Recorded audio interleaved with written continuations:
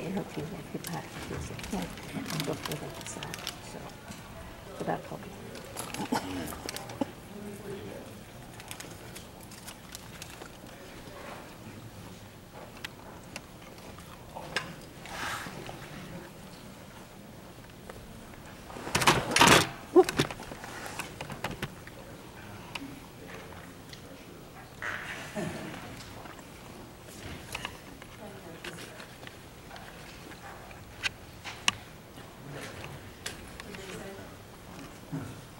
Welcome back, ladies and gentlemen. Next on our agenda is a follow-up work session on the draft tier map. And we have with us to do the presentation Mr. Peter Ludo, Mr. Steve Ball, and Mr. Charles Rice from our Planning and Growth Management Department. Good afternoon. Good afternoon. When last we met, your appointed group of planning folks presented you a template on the tier map, and we left with the instruction to come back with a final map. Mr. Rice has prepared a PowerPoint presentation. I'm going to ask him to go through it, and then we'll entertain questions and discussion after that. All right, good afternoon, Commissioners. In your board docs is the presentation, and I'll run through that briefly. As Mr. Ludo said at our last meeting, the work group presented a template map with parameters as to how to refine it, and two of those primary parameters were to, one, take a more detailed look at the boundaries of Tier 3 and Tier 4 and make those final adjustments based on the dominance of development activity or the presence of farm and forest. And secondly, to look at known failing septic areas to see if opportunities exist to expand Tier 2. So this is the template version that you considered at your last meeting. The next slide shows the polygon areas of which planning staff looked at further. And I'll kind of categorize those into two groups. One is those areas that we looked at where there are known failing septic issues. And the other is where we look to see whether farm and forest dominated or development activity dominated.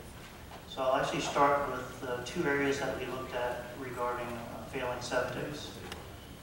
One is the southernmost polygon of note down around Clifton in the Aqualand area. Staff recommended expanding the area north of Clifton to indicate a Tier 2 opportunity to address the failing septic issues at Clifton. And also noted that expansion of sewer in that area would be in accordance with a Newburgh-Clifton Aqualand sub-area plan, which would ultimately provide recommendations for sewer service in that area, and it would be also preferred as a TDR receiving area. The second area that we looked at regarding failing septics was at Port Tobacco, specifically around the Port Tobacco Riviera development and the surrounding development in that area. That's at the northern part of the Port Tobacco River.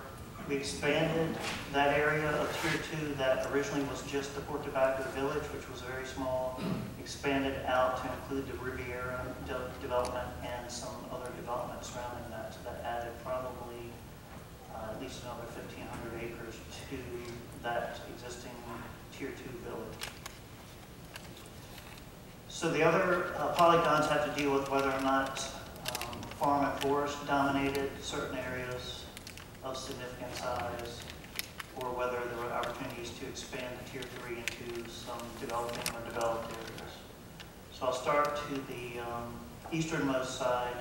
Contiguous with the rural legacy area was a large area of farmland currently that state planning staff had at some point suggested that we should take a closer look at that, and when we did, in fact, there is a large area there dominated by farm land, and we propose to change that from Tier 3 to Tier 4, and it is also contiguous with the rural legacy area. Moving west, we also looked at the area to the east of Port Tobacco River, also dominated by farm and forest. We expanded Tier 4 there. We expanded keep moving north. We expanded a large area to the north of Port Tobacco that was dominated by forest. Originally changed that to Tier 4, and that's in this north of Port Tobacco area we'll describe it, south of 225. And so then we'll now look finally at the areas that we expanded from Tier 4 to Tier 3. Starting in the west, there was an area south of Marbury that we expanded Tier 3 to encompass some existing development south of Marbury. Moving east, we expanded an area contiguous with what was existing Tier 3. Moving further east, expanded another area south to an existing Tier 3 area. Let's see. If we jump down to Densville, we expanded an area south to Route 234. That was dominated by development activity, so we added Tier 3 to that Densville area. And then finally, in the South Morgantown area, we expanded Tier 3 area in Morgantown to encompass some developed area there.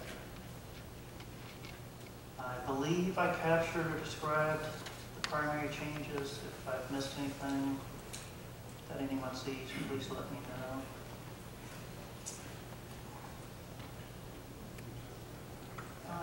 Yes, the area south of Bell Mountain was an expansion of Tier 3.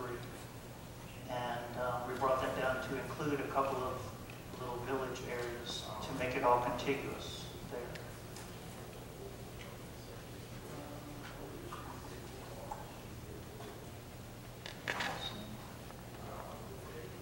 Okay. So I'll move ahead. That was our county planning staff effort when we met with the Maryland Department of Planning. Some of our areas of interest were common, and the changes that we made were the same. At the end of that exercise, there were 3 areas that the Department of Planning still had concerns about, and those 3 areas are highlighted here on this map. Starting on the eastern side, an area there that is shown as Tier 3, Department of Planning pointed out that currently on the ground there, it is dominated by farm and forest. But when you look at our preliminary subdivision and activity map, you'll see that there are several subdivisions planned, even some with preliminary approval in that area. And I'd be safe to say that at least 3/4 of that area is either preliminary plan approved or submitted for subdivision activity. So we felt safe that keeping that area as Tier 3 was defensible, and ultimately the state agreed with us on that area. Moving west, this area that we'll call the Bell Mountain Newtown Road area, the state pointed out that this large area there is dominated by farm and forest. And in fact, when we look closer at that, it is certainly dominated by farm and forest. Probably at least 80% of that area is agriculturally assessed. So we felt it was consistent to change that area to Tier 4. We used Bell Mountain Newtown Road as the boundary, and east of Bell Mountain Newtown Road became Tier 4. And then finally, we looked at the area south of Marbury that we expanded from Tier 4 to Tier 3. There was a gap, I guess, between what we call 344 and 224, where it was dominated by farm and forest, and we filled that in with Tier 3 to get to the development area south of 344. The state felt that there was too much area included there. We had some discussion, and ultimately we decided it wasn't significant enough, so that we ultimately changed that back to Tier 4. So with that process, we arrived at the last map, which is titled the final recommendation. And you can see how Tier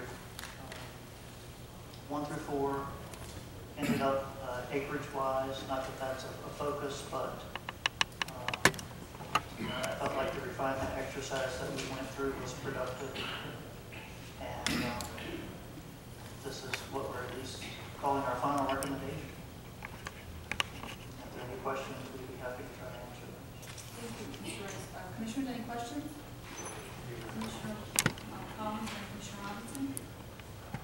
Mr. Rice, thank you. I know at the presentation last week, part of the discussion centered around with the proposed template and now final recommendation, it would require some work from the Planning Commission. Could you describe how specific that would be and what would be their charge? I think from a staff perspective, we wouldn't envision the Planning Commission being involved in the adoption of this tier map unless the commissioners at this point decided they wanted to do that. It would be our recommendation to have the commissioners approve a tier map and then have staff go back and take a look at the draft comprehensive plan to see what changes may need to be made in the plan to rectify it with the tier map. And certainly the comp plan, it would not have to be something that you would start over at square one. At least half the plan would not have to be adjusted as a result of the tier map. Certain parts, mostly related to the land use map. So it would be primarily administrative, if you will, because what you're essentially doing is creating a more specific zoning document. Would that be a way to interpret it? We'd be trying essentially to rectify the land use map that's in the draft comprehensive plan currently with what is the final recommended tier map. Commissioner Robinson? For some clarification, in addition to having the comp plan mirror the tier map, whatever tier map was approved, wouldn't we also, based on some of these tier 2 recommendations, need to update our water and sewer plan as well? Correct. And when we say update the comprehensive plan, I'm kind of viewing that as all encompassing whatever other plans it impacts. So specifically the water and sewer plan, there would have to be some adjustments to that to recognize the changes at Clifton and Fort Tobacco, especially perhaps Benedict also. And I'm not totally familiar, but I believe we're in the process of updating that plan now anyway, so timing would be good. And so would I also be correct in stating that until what's earmarked to be tier 2 has water and sewer, it is essentially tier 4 until we add the sewer? Certainly you couldn't move forward until it becomes part of the plan. So logically, yes, that's how the order would proceed. Well, thank you very much. Any other questions? No. I would just like to thank you. Thank you for your presentation. Thanks for the hard work. Appreciate it. Thank you. And so if I understood your recommendation, it's that we take action on this presentation, this recommendation, or that's what you're looking for? Okay, so commissioners, what's your pleasure? Is there a motion to adopt the tier maps? I would just like to remind everyone that I think we had a motion that was tabled from last week. Do we need to address that, or do we just need to ignore it?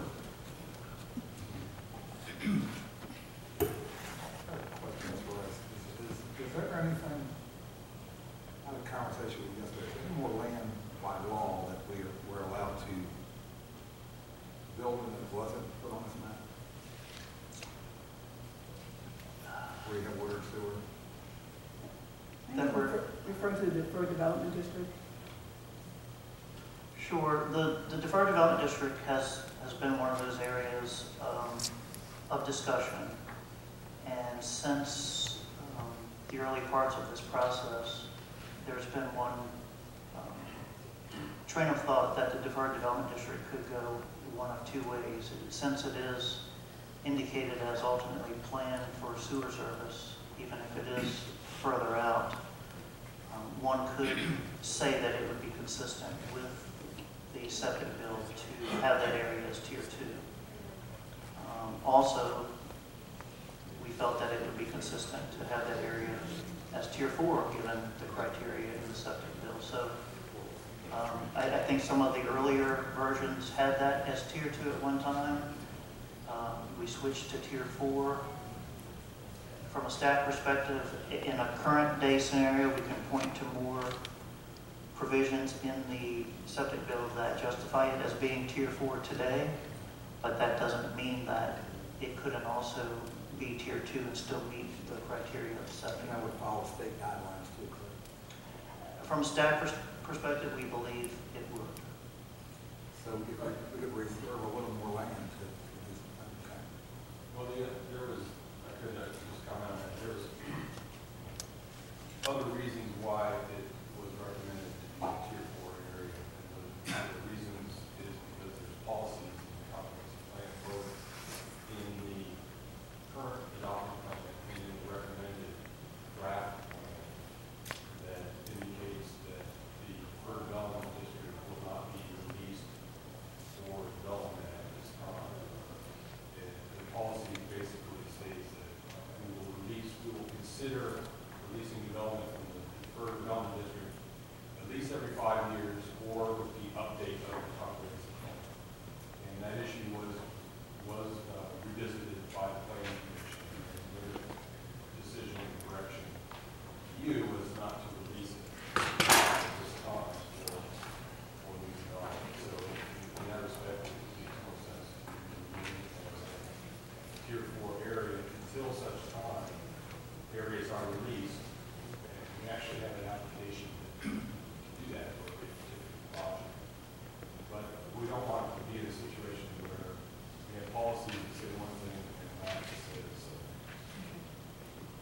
Is there a way that you could show us on a map, especially because I'm looking at an area that I know is planned for sewer, that where you can show us that in a Tier 2 format? Could you do that for us? We could, it would be a fairly easy exercise since the development district's already a polygon in our GIS, so we could go back and do that.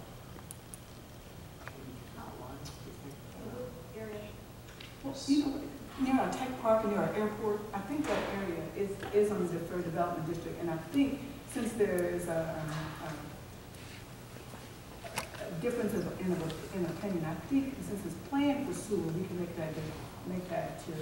It looks like it is Tier 2. It's essentially the area north of 225. Yep.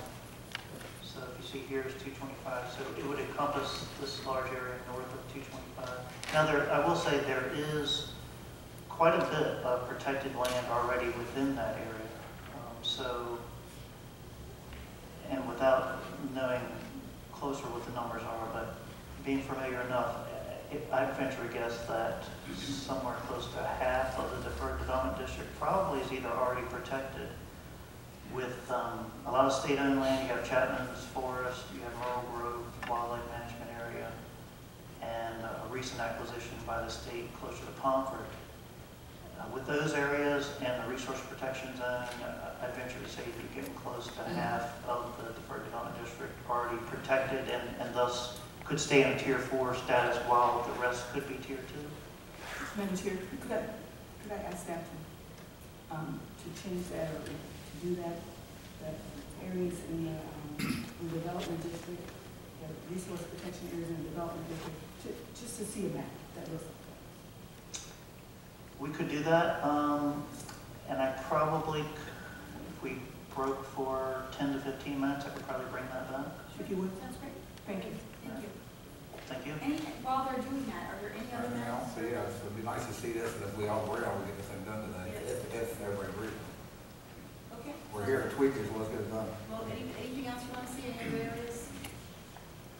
I still have the procedural question that I threw out there, which hasn't been answered. I just want to know how we can we ignore what happened last week and just move forward, or do we have? Just going back over the procedure where we are. Last week, you did make the motion to go ahead and have the issue of adopting the what had been presented originally as the tier map tabled. That's going to need to be removed from the table, at which point we need to go ahead and take some action on it. It looks like this. Well, that was only part of the motion. That was only part of the motion. The other part of the motion is to adopt what's before you. No, the first part of the motion is to reject what was To reject what was presented. And then the other part is obviously I would need to amend the second part Yes. because what's presented to us today is not what was presented to us on March last 4th. week. Right, so you have to amend it to look at what it is that's being presented to you all today. Okay, so I'm just going to suggest that we wait until after the break. Yeah. Commissioner Collins,